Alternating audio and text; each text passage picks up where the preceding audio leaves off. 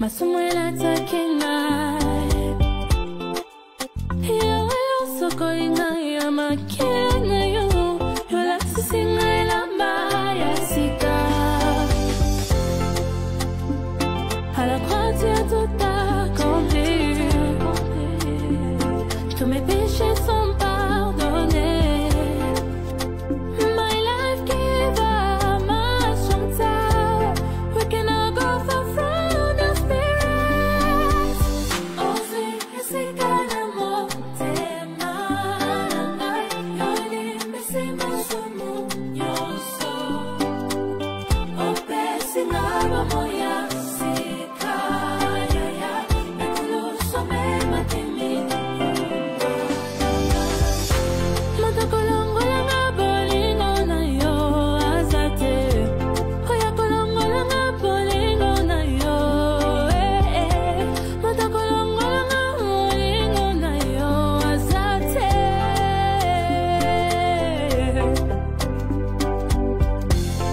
Jésus est le chemin, la vérité, la vie, celui qui guide mes pas, la raison de ma vie, la raison de ma vie, Seigneur mon Dieu.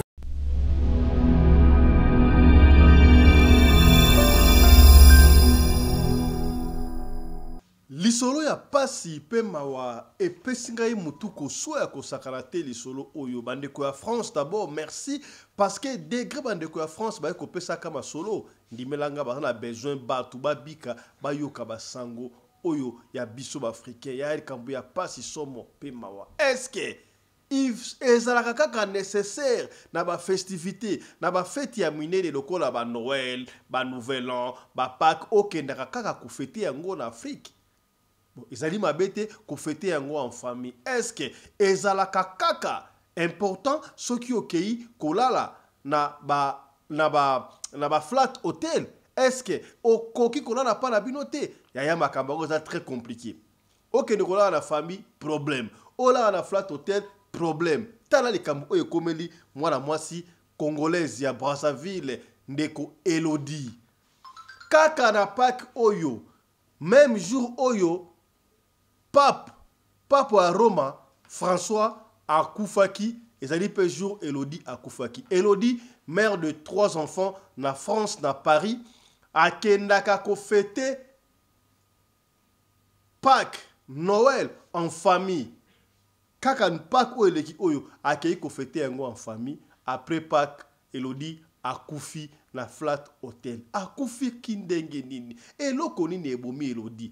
Mbala olo soyaka awa baliaka ina famille na bango te baliaka ite est-ce que c'est prévu que balia Elodie kaka na Pâques oyo na ebité qu'est-ce qui s'est passé le sola Elodie et pesinga mutu ko soit et ko pesa yo pe pasi mais et ko peni yo kaka ndenge tolobaka yango to ko betela yo na tongo ya lelo. Frère Benjamin Kayombo balongola ba ange nzokande ye akufaka na âge ya 6 ans assez quoi yango akanaka ki akoyembela nzambe nzembu na ye atolongola ba ange oyo e banda tanga za bana muke aebite akokumisa nzambe na ndenge nini yango papa ape misalano ba ange ye abanda kokumisa nzambe tana kaka na âge ya 6 ans kufaki asekwi na âge ya nango akumisa nzambe te akoloba yango ye moko awa na émission ya lelo kaka na émission oyo tokosola histoire moko triste ya tant on a passé en revue dans mon histoire on a bino il faut sola yango biso na bino yaya makambo ya baloji oyo ko via kate famille wana basa na mbongo papa wana zali na mbongo oyebite katuku bianza wana makasa ya nkembo wana zu yango ndenge nini batu wana bakotaka baloji na esaka o chaque fois salaka attention bakoyebisa yo ezali église ezali ya ndenge malamu soki oso koti pona kobima ekomaka difficile lisolo oyo pesinga mutu ko soit comment est-ce que na loge bayebisi papa oyo a botana mwana ya liboso ya mwasi soka botina ete akokufa et puis akoma pauvre somme mingi batinaka abimana mwana yeme ya ici il faut ba bota mwana quel niveau de méchanceté moi na yemo ko expliquer et ko pesa yo ko tangisa o ba ya misu kaka lokola nga na tangi ma ya misu awa somo ya kosakala te na tongo ya lelo.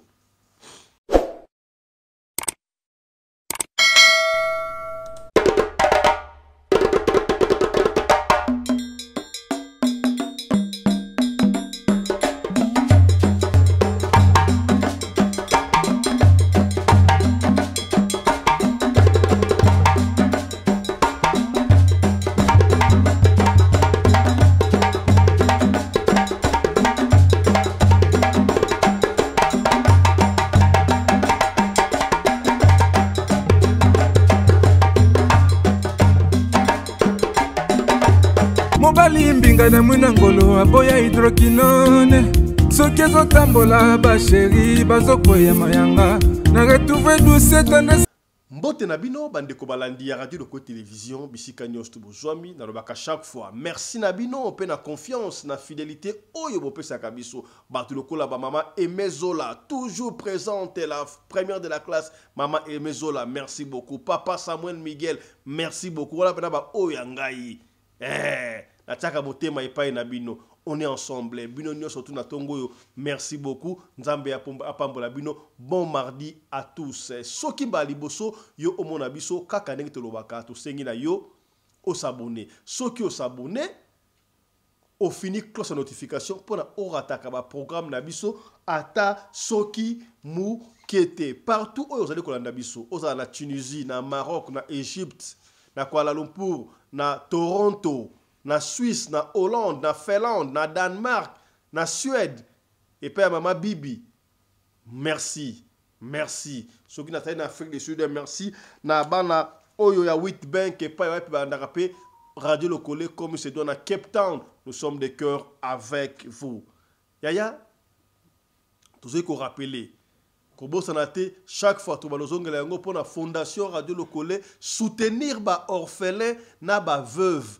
Na batu oyo bayi na bokono batu ba sans abri batu ba sans parapluie et soko kena hôpital okomona batu ebele bayi ko kufa po bazangi peut-être $20 ya kofuta $20 ya kisi $50 ya kofuta mama aboti to sala ki la césarienne azoko zanga $150 azoko zanga $50 mais au moment où yo okozwa $700, $900, $1000, vous allez couper ça, bah pasteur, oyo ya ba escroc, vous allez couper ça, bah musicien, vous allez couper la goma sanga, mais en autre sengi yo, yaya, ça adhère na groupe WhatsApp, oyo soutien pour na ba veuve, na ba orphelin yaya.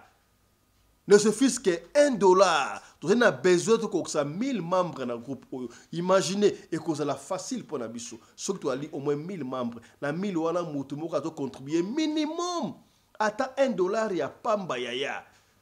Et sunga kabiso $1000 wana to edakaba orphelin ba veuve yaya. Rappelle-toi, oui, au habité, les lozali na bana na yo. Ozana mobile na yo ote mamba vevo etalinga ite mamba orphelin etalinga ite bana nga basana papa na bango bana mama na bango yaya lobby muto yebaka yango te soki ata oui c'est vrai yo koli bana na ba tike ko sa ba orphelin te na kibana muke mais ba koko na yo yebite ozana ndenge yango il faut donner ata muke tant soit payaya benga biso okote na coupe oyo osunga rabato ata ne se fiske ata $1 na yo $2 €3, 4, 5, 6 et sungaka ba orphelin quelque part. Est-ce que commis c'est que bien. Merci beaucoup na bandeko oyo bazo s'adhérer massivement. Merci na bandeko oyo bazo participer, bazo faire sa volonté wana ko participer pour la kosunga ba orphelin. Cela nous va droit au cœur. Merci beaucoup. Merci beaucoup. Oh peut na quotité na lombango benga biso to tia ko na pona soutien ya ba orphelin pour oko rappeler nzambe un jour. €1 na ngai, €5 na ngai et sungaka ba orphelin. Est-ce que commis c'est que bien. Voilà. Ya to banda liboso na lisolo oyo e salami na France na Congo Brazzaville. Ngai moko pesi ngai mutuko swa. Toroba yango bala ebele awa. Ya. Est-ce que soki mutaza mikili en poto azali banda azongi et il faudra kaka avanda et pas na bango. ako déranger baninga mususu to mona kayango soki ya azaka na mikili ya poto azaka na Afrique du Sud aniko ya bengi na koya okomona ba aménager chambre moko peut-être za chambre baleki na ye balongoli baleki kuna ba tie peinture basali ba kamona stop na jika aliko ya et comment qui ennuyant yango ba flat hotel et comment presque partout au yepe ba jona aéroport au va na flat hotel kitoko ya kosakana te kasi likambo e salami et faire réfléchir biso. Vaut mieux vivre en famille que vivre yomoko tondre na tuka ngai pesi ngai mutu ko soit landa di solo ya Elodie. Elodie une jeune dame, une jeune femme y a 37 ans. Elodie banda akenda poto. Chaque année azongaka. Soki azongi na fête ya Noël te ya Nouvel An te akozonga na fête ya Pâques. Amemaka kutu bana na Congo Brazzaville bakenda ko fêter na ba famille. C'est quelque chose qui est très bien, on apprécie. Et Elodie azanga te soki ya zongi para bango amema moi simisi moi le président ba fête n'est-ce pas. Akenda kana chaque fois azongaka. Soka kei mususu avant da pana bango mingi hein. Avant da pana bango boye bosko moi mbala oyo na évité que c'était passé mutu apesi solo Elodie ezali mobali na yemoko papa fisto beta di solo ya mwasi na ngai na regret moko impossible naza ya kolela mwasi atikelinga bana misatu naza ya kolela degré na lingaka mwasi na ngai na évité solo kolinga so mwasi mususu ndengo wana naza na pasi papa fisto malgré pasi papa fisto Elodie mwasi na ngai ndenga lingaka radio lokole okondima te Elodie mutalakisanga radio lokole tala siko Elodie akei atiki ngai bwe mama Elodie paix à ton âme il fallait que to yeba na avant atika biso papa fisto mwasi nanga mwasi malamu na lingi to kutana vie pour faire la biso te me beta kaka lisolo ndenge salami akenda kana ye Congo Brazzaville na ba festivité surtout azanga kate mais cette fois-ci so ka afanda ka na bango mbala oyo lokola fête ya Noël ba te na kovanda epa na biso te il faut na fanda na flat hotel fête ya mbala oyo lokola ba oncle mususu ba uta kimboka ba yemo ebele to fête yango esika moko na guest house moko na aluki yango na internet aluki na internet na Brazzaville ayeko mona guest house moko ya kitoko oza na piscine et esika mo espace et puis ils ont un appartement il y a 3 chambres et salon très bien. Elodie a sa la réservation à partir à France. A sa la réservation très bien à Futimbongo. A comme qui 2 jours avant Pâques. A commis pe tant a commis on a ça va ko yamba aéroport a fait maman na bango abino le col a déjà toyeba ki yo oko va na hôtel il y a pas de souci comme ça ngai moko na kozala na yo awa mwana ngai c'était pas mauvais a commis deuxième jour wana Elodie pe azumbongo apesi mama mbongo na bandeko bakende ko somba biloko balamba pona fête ya dimanche ya Pasika ya résurrection ba sombi pe biloko très bien ba yena yango tangu ba yena biloko wana pe très bien ba saisonné tout très bien bref fête ya Pâques et salami kitoko tangu ba lié ba meli po ba noko ba la ki wana ba tante ba cousine c'était très bien alors avant wana akoma ki 2 jours avant Pâques jour ya liboso Elodie alala ki na guest house wana flat hotel wana po mama na bande ko fanda wana akoti na chambre na ye esikalala Elodie amoni niao moko ya mwindu na fenêtre na ye azokolela niao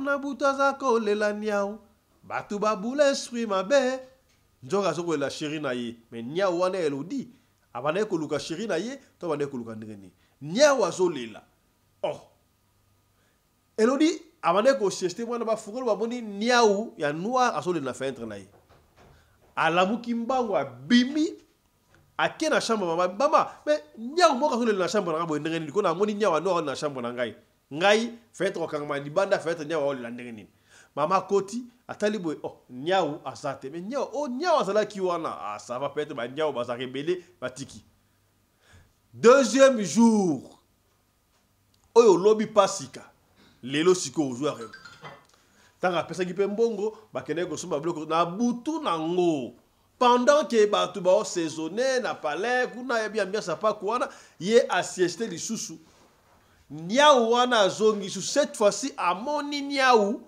libanda ya fenêtre traité mais na kati ya fenêtre niaou oya koti ndenge nini a gangi li susu mama niaou mama akota talibwe amoni niaou te mais qu'est-ce qui ne va pas gesta ozo ba niaou bo ndenge nini ya li solo ya pasi allez fête ya pas qui peut le karaté et leki tangu fête ya pas et leki batu ba kei ba onke ba kei de sotwana ba tikali kaka Elodie na mama na bango mama andiko sokola basani boyebi na Congo eza lokola ba mboka msuti eza ba fête salami eza kaka ba sala mbele eza unique te basali bene mbele basala bisi ba sokola basani ba bongisa kaka ndenge zalaka. Alors Elodie était très fatiguée. Très fatiguée. Ba sokola basana mama esi mama na sa ya kolemba makasi na lembi makasi comme ça ngala sa dans sieste mokie ata moi 1 heure de temps lokola basana ezali belé comme ça na ya ko ideo mama Elodie habité moi na nga pour mes atte ngala kosuko nga malembe kena ko lala ya pas de souci. Elodie alali 2 jours où Elodie a yewana Elodie na mga 5 heures parce que basinon tout oyo basaka libanda na mikili ya poto na frisi ko bala mga avant saka temtango saote basi ya poto basa frisi ko 5 heures salamu ki déjà 4 heures la muki andi ko bongsa bande ba mesala ya nengo wana mama sokoli basana sokoli ti ba air tardif wana abongisi elle n'a pas voulu déranger moi na ye parce que air ici et daki déjà yé pas que la chambre na ye alali mama alali na tongo ayebi ke Elodie ne ko betela mama bon lan malam na 5 heures wana Elodie a été maman avait vite compris que voilà et ça là que peut-être moi là qui très fatigué et surtout à ce gars là na tika là 8 heures moi la mu quitter maman de la qui retard maman ala mu ki ba 8 heures wana moi la mu ka atteindre ni 9 heures Elodie ala mu quitter oh c'est quoi ça mudala qui bana ba 21 ati ba 9 ala mu quitter non là c'est la maman qui reste peut-être c'est alembi 10 heures Elodie ala mu quitter maman comme la inquiétude à côté na chambre ya mwana abengi Elodie azo la mukate asimbi Elodie aokiye malili oh c'est quoi ça nini boy azui munongonaye atena zolo ya Elodie ayoka soki azopema azokopema te atana litoyibo Elodie azokopema te mama aganga batu ya réception ba nini non moi la ngabalaki azola mukate et batu ya réception ya guest house wana ba bengi service emergency yeye batali ba bengi ko sa réanimation ba yebi sinon moi na yo Elodie akufi oh seigneur mutu ayaki ko fêter Pâques pasika donc tangu tata papa wa Roma azoko kata motema kuna na Rome koto pe Elodie azoko kata motema kwa ki même jour na papa akufi ndenge nini qu'est-ce aller ba ki hôpital kuna autopsie et bimika mort naturelle mama bengi ba oncle ba tu a faim ba yewa ba bin oh mais moi na oya kufi ndenge nini moi no ya biso za kina biso awa lisu ya famille asunga ka biso akufi ndenge nini azakina biso très bien yo tikala kina yi et pessima polémique et la maman était obligée ya ko benga ngai mobile na yi ba benga nga ono Elodie akufi la bi Elodie a sali nini akufi ndenge nini qu'est-ce qui s'est passé Elodie a tina ba photo awa ndenge bazochili na fête ndenge fête erika kitoko siko akufi ndenge nini abeti di solo après fête to bana ko sukola basani abia oki fatigue akene ko se reposer d'habitude na moni moi 2 jours oyo ala mukara 5 heures mais la mukite na tire temps peut-être qui fatigué na tela tiba 10 heures à la mukite quand je suis allé vérifier na moni que abana ko bouger trop matin bengi batu ya réception ba bengi ba urgence ba confirmer moi na oyo akufi pasi ya kosakalate bref basali matanga Elodie le corps n'avait pas retourné en France bakunda ki Elodie kaka na Congo Brazzaville.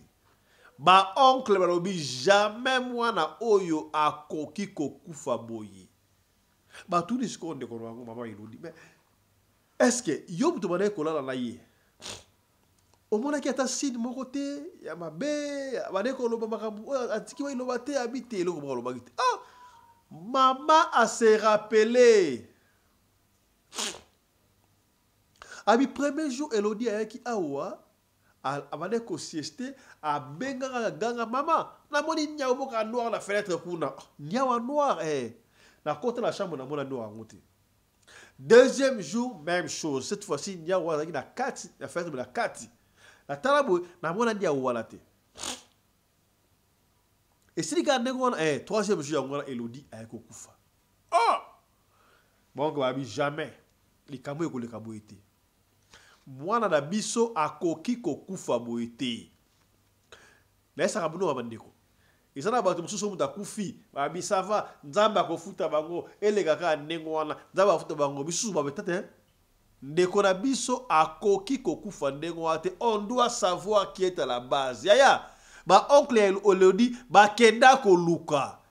Papa Fisto ba kenda ko luka wapi? Ngara ebite. Wala mobile mutabetre solo, ba ke ko luka. Tango ba ke ko luka boye. Vous savez ce qu'ils sont trouvés? Mon boni bino tu bosse là-bas ba na ba oncle ba toki mboka, ba lemo ala ba go. Yaya. Ba liwa msomo na famille wana. Famille n'est pour rien. Famille n'est pour rien. Vous savez ce qu'on a trouvé? Tango ba ke ko tala. Yaya. Kolo hotel wana. Kolo guest house wana. Guest house wana sika. Il fallait qu'il a sacrifié 3 personnes. 3 personnes. Mutu ya libosa ko yakuna, mutu ya mibale na mutu ya misatu. Et moi na bino, alaki mutu ya liboso o na étoile. Yango wana kolonda ko kolo lopango wana sope kolo guest house a sacrifié qui. Nya wana ezaki abana ko ko esprit na ye. Soki tango esaki mama za ka l'esprit discernement aye bisa ta ma oncle berega luka enge ko so gate. Mais soki boke ko tuna ye kolo hotel wana kolo guest house wana akondimate.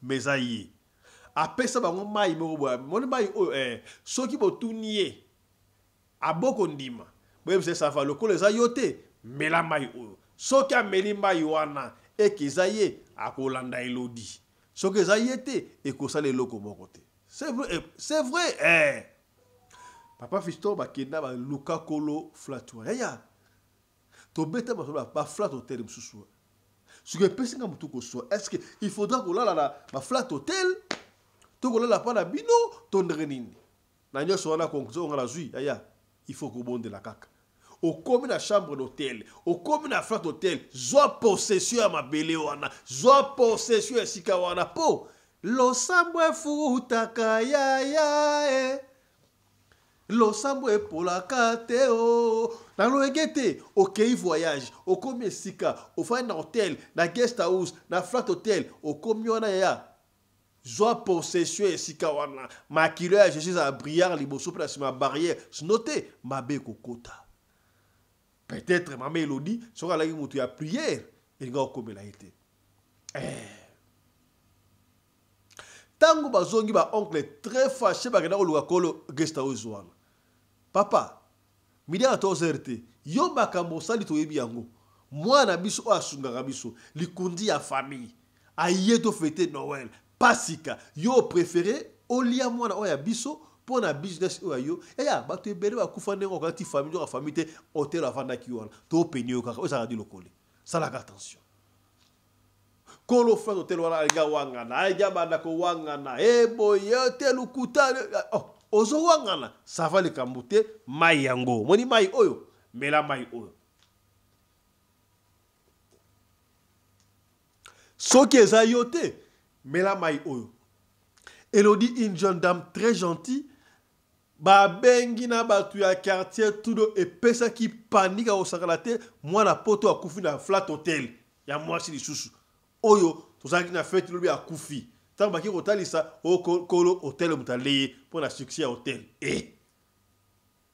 badwana makambo ya bana quartier batondi wa babi yo ndeko ali babengi pena mbila yo okomela mai osokeza yote oyebele ka muté bon problème ate sokele ka muté mela mai pression bana quartier ba yena bakundo bashabi yo likambute tondimi ke yo obuma kiete mais mela mai soko liko mela mai oyo te tokomeliso yango no bakasi pression bana simba ebo mbila lakiwa ti koro hôtel ekondima. Oh oui, en tout cas, ezali ngai ndenge zawa nakende ko simba bisimba simba esaki ngai fala 3 personnes baleka 3 clients yeta akotaki na mona asaki de tona makasi ya ngwana na pona ki nya wana abana kolela ezalaki ngai bana quartier basiliki ya kosakala te balingi batie maboko. Heureusement mbura matari azaki déjà wana bakanga papa wana na mitu oyo à la prison sambi. Ba condamné 25 ans. Ce qu'on a évité, ba condamné 25 ans pour andimi abomi mutu. Abomi physiquement boité, abomi boité dans le spirituel. Est-ce que ba andimi jugement on est ali réel, tout ça réalité. Tala li solo ndege Elodie akufi et puis singa mutu ko soya. Est-ce que ta to kenda ba congé, to kenda ba mission de service, to la la wapi. Nous sommes obligés de aller à un hôtel, un flat hôtel, un guest house, mais il faut prier sans cesse, car nous vivons dans un monde où il y a plusieurs mondes. Est-ce qu'on commet? Ou tu l'as quitté? Tolobi. Voilà. Frère Benjamin Kayombo, ange, il y a un commis sans Zambie. Il paraît à Koufa la âge il y a 6 ans à Sekwaka. Nyoso ya nkuku eko bana poisa to la naye mongo ndio expliquer ndenge ya kufaka ala muka na âge 6 ans. Suivez. Eza comédie. Eza lokola na lobi ke Nzambe longola ba ange. Trop comme retourna longola ba ange wana puisque là il y a des problèmes. Na zota na pesa Nzambe nini. Ona nyonso asaleli ngai bolamu. Ba biso yo to zalaki ba tumoko na bamboka bisika to uti grand frère Aliboso azwanga ya bwakanga likolo na âge 6 ans na betali solo ana na koyem. Ah bon? Oui, ba bwakanga likolo na kita na bambana na babele ya toilette ya mboka oya direct wa mais na kufwa siko papa ye bakena ngai hôpital na bikite papa bandi ko sambela azolela Molimo na evanda na kimia. Asambeli na sekwa. Ah bon? Nanzela lo sambo. Nanzela lo sambo. Wow. Siko soki na vandi na kanisi nyonso wana. Na 6 ans na lingana zarate. O soki na lobike Nzambe longola ba ange na yembela yo. Ndengo pes ozongisa ngai na bato abomoy. Wapi mabena sali. Mais non, mais baolo bakenanzela banzembo na il y a maintenant une forme il y a tribalisme au bokoti nakati. Totikala d'abord na concert ya pasteur papa Michel Bakenda au Bosale. Olobi nzamba kelo na chiluba. Banande ni siko baswahili baolobani. Nzamba kelo na chiluba siko bangala baolobani. Adoration. C'est-à-dire que bangala nzamba kela bangote. Problème est aboy. Bah il faut pas comprendre. Adoration ezali kambo ya mutu yemoko na Nzambe. OK. Oui. Oui. Donc le solo entre Nzambe na créateur na créature. D'abord, ezali lokola David. A vivre ba miracle na ye, ba expérience na ye na Zamba na Nzambe yemoko. Tango ko telema devant Goliath. A kotala d'abord, oyo Nzamba banda ko sauver liboso ya banyama. Nzamba longolie na banyama ali azobunda. Na bakosi azobo mabango siko azotala Goliath lobike Nzambo ya sauver ngai na Zamba liboso ba lion siko oyo alongolinga na donc alongolinga na minu ya nambanga ya lion oui na bimi na bomoy siko awa kaka muto akatamata ngengete adoration wana ematisaka kanda molimo OK ndelo bato bayebaka te oui nde okokende na dimension très élevée ya adoration biloko asike bandi koya adoration na uti koloba boye donc babiloko no préparer yango te adoration ya mozindo eza lokola ya adoration ya mwana ya mozwi na adoration ya mwana mobola eza adoration mibale différent mwana ya botami epa na bango milika bwakaka na mwana oyo azalaka mpona kokende classe atambola distance ya kolungwa car central 1,5 km makolo akei mpe vide mwana wana ntango akokola na ye akomi mpe mutu akomi komona quelque chose na maboko na ye ekozala différent vi na ye ata afukami mpona kosambela maloba akobimisela nzambe ezala différent na mutu oyo akola na vi ya bien adoration wana ekozala adoration mibale différent parce que oyo aza na eloko moko ta koyebisa nzambe parce que azolala bien azolamuka bien atangaka bien bagenda kotika na mutuka bazongisaka na mutuka ya ozalaka na sens moko akosanjola nzambe nzambe okelinga place ya bien nde adoration ya baange tu es saint oui fo bango babotami kaka na lola bavivre o tozovivre na sa moi te ange nana atambola makolo kolungwa kingasai ti mangengenge te. Ah bon? Oui. Donc ange atikala otambola te. Atambola ndeni. Ya zana mapapu, ngana za mapapu. Azana facilité mapapu. Ebo ngai. Donc ozoto komina kishasa mutu ke tiki yo na kingasani. Obandi makolo place one. Ti mangengenge. Na lingenda nao. Ti mangengenge. Ozokende. 3 heures ditapo koma mangengenge. Siko ange ayebi makambwana. Siko soki na lingi na adoré. Oya pesi ngai pe mana bomba. Non obetela nzambe lisolo. Oya longola ngai na liwa na âge 6 ans. Âge akufaka na âge 6 ans. Pourquoi batu bazo comprendre adoration ya Benjamin Kayumbo te? Ba koma ki place na zala kité. Ebele bazo sala bazolo bakena sala comédie. Ba koma ki place na ngai te. Yango nazo pesa merci na basali na Nzambe nyonso oyo ba comprendre. Vous avez été défendu. En commençant par votre actuel producteur, le producteur à concert aux Anangos dimanche à Lobby, Pasteur Mike Kalamba, qui a expliqué ce qu'on a continué à la Mozindo. Il y a Maman Joël Kabassel. Maman Joël Kabassel qui a également parlé. Il y a même l'évêque Pascal Moukouna qui a parlé de cette affaire. Bassal Nzambe Baza est belé, même ceux de l'étranger. J'ai vu même papa aller s'en parler. Papa allait s'alodiper.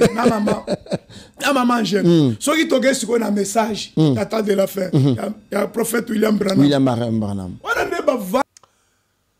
Yaya kaka makambo ya ba lodge oyo na balosa na va passer en revue. Na moni vidéo oyo pesinga ipasi. Ko envie ya rater ceux qui mutata la mbongo. Yango ba ya bash na benda rabino matoyi. Wa lingi mobala ya bien. Mobala bien za randeni. Mobala bien za randeni. Linga o linga mobile na yo, bobandi ensemble, bokoli ensemble. Bozi mbongo na bino ensemble. Okuti mobile o na mbongo, oyebita azoki mbongo wa ndenge nini. Yaya batu ba yike ko mona ba otambola ka tobeta masolo awa, o salamaka na ngola, chauffeur à taxi a tuta jeep ya mère moko boy, mère wa kita abi o tuti jeep na ngai, landa ngai. A mema e pale na Benfica. A côté la lupango boy, abi na ba jeep belé.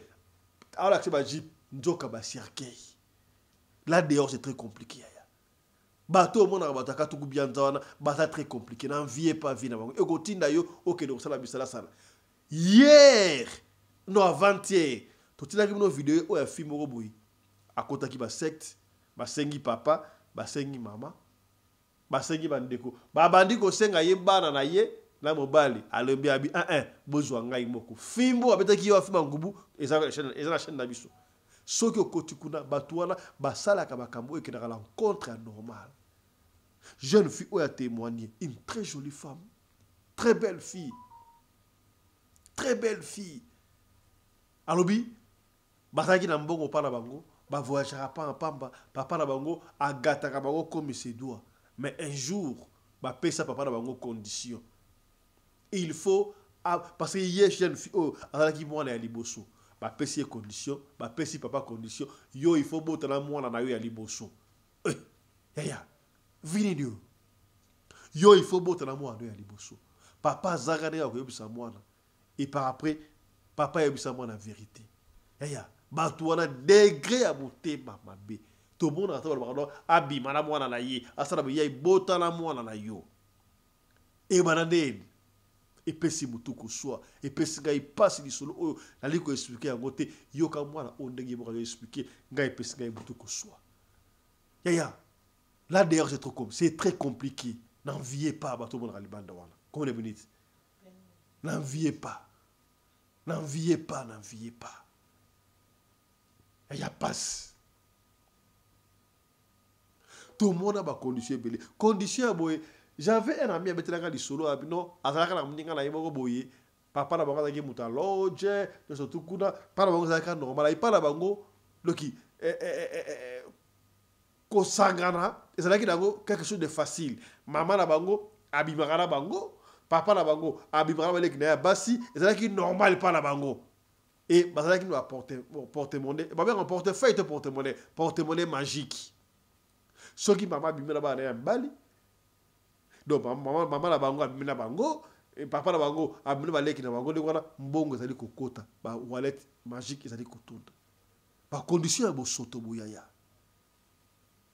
ba condition ya bosoto boy est-ce que ba yebisa bino ke mbongo ya vrai ya pamba ya solo ya samakila ezalaka te ezalaka mbongo ya samakila ezalaka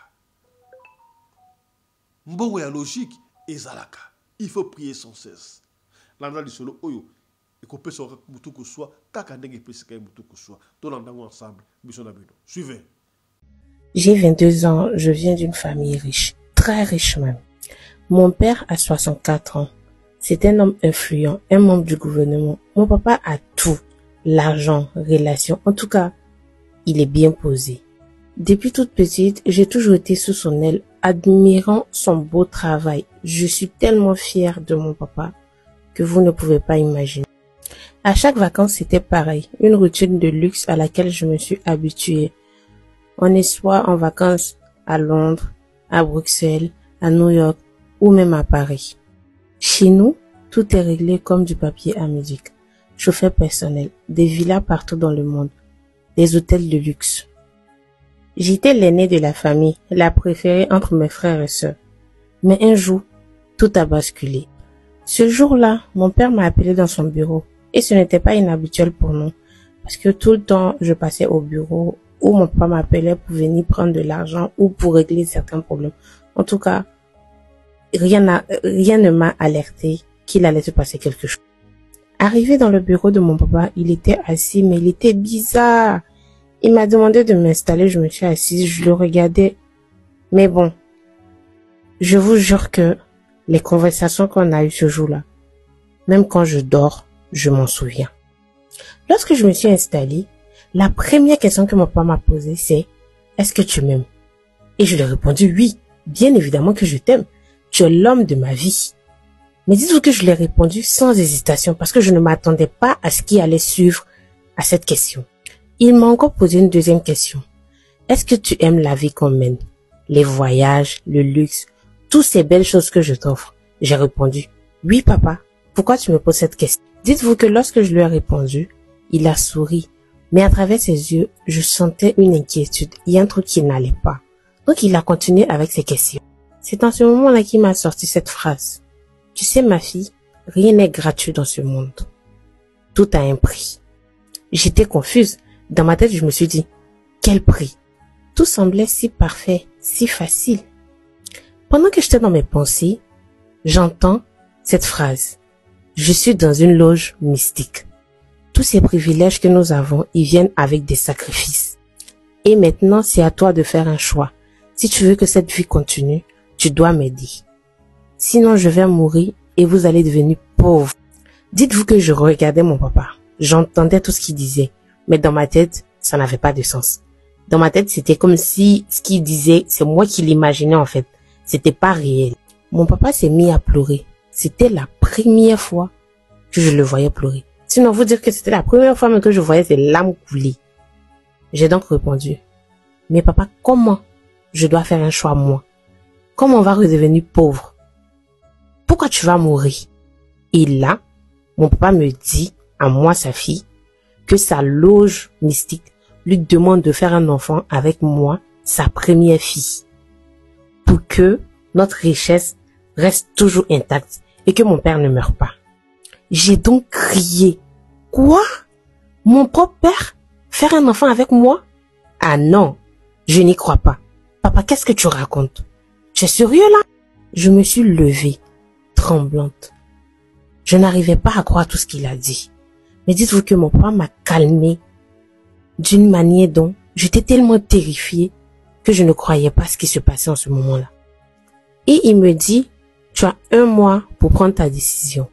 Je ne te forcerai pas. Mais sache que si tu refuses, je vais mourir. Toi, ta mère, tes frères et sœurs deviendraient pauvres à tel point que vous serez des mendiants. Ces mots m'ont frappé comme un coup de poing dans le dos. Mon propre père, faire un enfant avec moi, c'était pas possible. Ce n'était pas possible. Ce n'était pas possible, Namunoko, mais c'était possible. Pouvez-vous imaginer? Et la fille avait fini par faire un enfant avec son père pour garder les richesses. Yaya, bunda na vie. C'est que tu ya, oh Simbi, yangonde yayo. Je vais vous donner un conseil. Soki, ozo kende sika bato oba joie mon solo ebele. Moli mona yeko beba. Oyebite bazo mon solo andre nini. Bunda, contente-toi de ce que tu as pour éviter mama solo ya boy. Otoloba quitter Tolobi. Voilà. C'est par ici que nous bouclons première session d'Abisso et à Tongwalelo. Merci de nous avoir suivis, mesdames, messieurs. À partir de là où vous êtes, je rappelle, Yaya Tobondelio, Yaka Okota na groupe WhatsApp, il y a soutien pour na ba veuve, na ba orphelin, ma personne avec handicap, bateau, sans parapluie. Tokoma ebele, contribution na yo, atteint $1, $2, 5, 6, 7, 8, 10, 20, 30, 40, 50 et kosunga. Vaut mieux au pesata 10 € et paye ya veuve 50 € et paye ya orphelin que au pesa mutu moko bohi oyo akokosa yo o nzambe azo ayebi ata yete. Mais tango zu au pesi moko pour orphelin afuta ndako afuta minerval ali a quelque chose orphelin la ressemble la pona yo nzambe akomona yo te. C'est que bien. Benga biso na lombango yaya okota na ko pona soutien ba orphelin chaque mois. On a besoin comme 1000 membres na groupe wana pona to sungana. Yo mutote na biso yaya soki osala lesola ko pesa benga biso opesa lesola na yo soki obengi biso ozubiso te komi tungusama te tikela biso audio ya lesola na to ko bete yango kaka ndenge to bete yango soko lingi totanga kombo to kotanga kombo soki po boy totanga kombo te to kotanga kombo te biso to fonctionnaka ndengo wana. Allez, portez-vous bien. Santé de faire à tous. Hein. Chap chap. Et tchara.